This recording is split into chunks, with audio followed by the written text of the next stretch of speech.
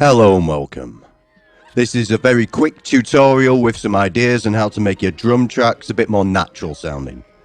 Ostensibly it's the first part of my Making Psychedelia series, but you can use these tricks for just about any kind of music. Now, I'm not actually certain that this will be the final drum track for the project, the Making Psychedelia project, but let's see. These are some of the techniques I'm going to use in any case.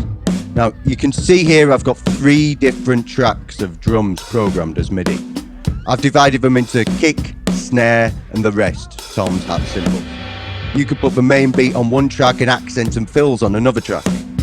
And now, on each of these tracks, I've got an instance of the JS plugin, MIDI and Velocity Timing Humanizer. There's really 2 parts of what this is doing. Firstly, you can use the baseline velocity control to make your drummer play harder or softer. If you assign this to a controller, you can kind of lean in to the dynamics of the song like a real drummer would and record those movements. Having more than one channel doing this means you can sculpt the feel of what your automated drummer's individual limbs are doing, where the stresses are.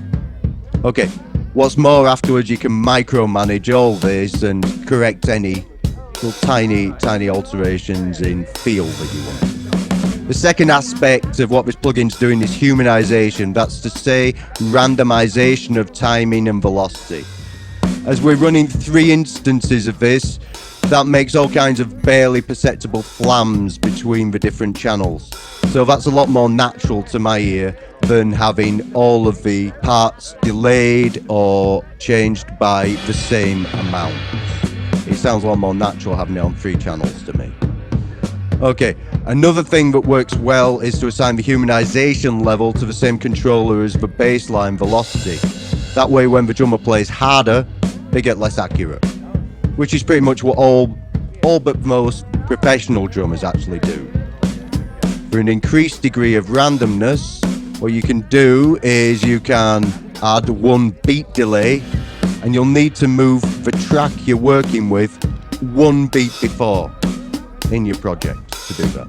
Okay, now the matter of tempo. As you may well know, press Shift and C and you can insert a new time signature or tempo. Here I'm making use of the option to gradually transition between tempos as well as changing things up a little and going between 4/4 and 3/4. There's even a couple of bars of 2/4 thrown in there.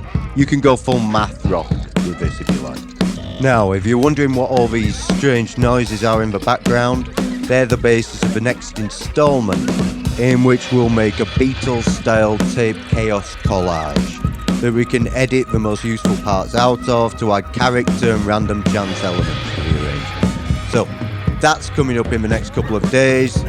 For now, thanks for listening, hope this is useful, see you in the next one, don't be late.